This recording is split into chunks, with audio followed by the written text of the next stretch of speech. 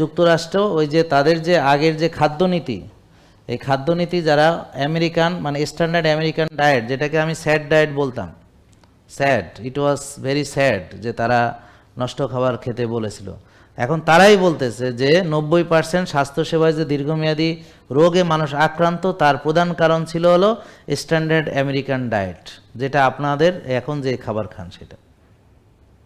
তাহলে আমেরিকা এখন কি বলতেছে যে এই 90% রোগ মূলত এই কি কারণ হচ্ছে, এক হচ্ছে খাবার নষ্ট, স্ট্যান্ডার্ড আমেরিকান ডায়েট অর্থাৎ আপনারা যেভাবে এখন খাচ্ছেন, আর হচ্ছে অলস জীবনযাপন, আর হচ্ছে অতিমাত্রায় প্রক্রিয়াজাত খাবার।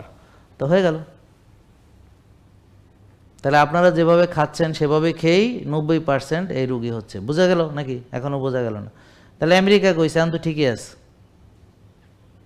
কোরআন হাদিসে তো ঠিক নাই, বুঝলাম, নাউজুবিল্লাহ, আমেরিকা করলে তো ঠিক আছে। তাহলে যারা আমেরিকারে ফলো করে তারা এখন কি বলবে? আর আমরা তো এটা বলে আসছি এই লাস্ট 6 ইয়ার্স ধরে, আপনাদের ওপেনলি বলতেছি। তো তখন আমার কথার বিরোধিতা করেছে যেসব ডাক্তার, তারা এখন কি বলবে?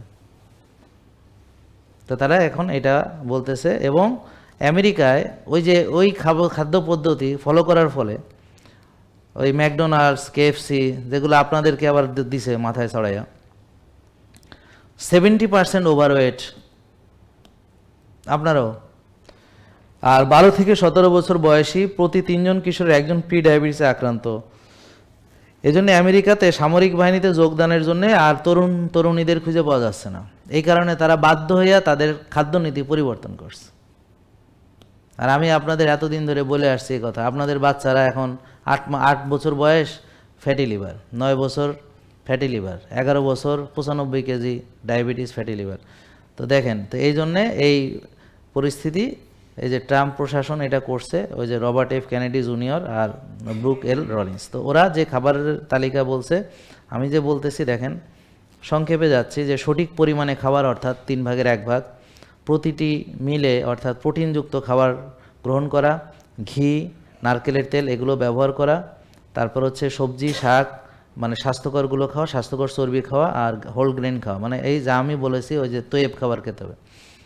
তাহলে মিলে গেল।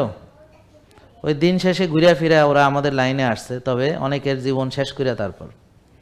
তাহলে এখন কিন্তু এই ব্যাপারে কোনো ডাক্তার, পুষ্টিবিদ সঠিক করে এই বিষয় নিয়ে কেন ওভাবে কথা বলছে না, ভাষা বলতেছে, বেকাতাড়া বলতেছে, কিন্তু পূর্ণাঙ্গভাবে এটাকে তুলে ধরছে না।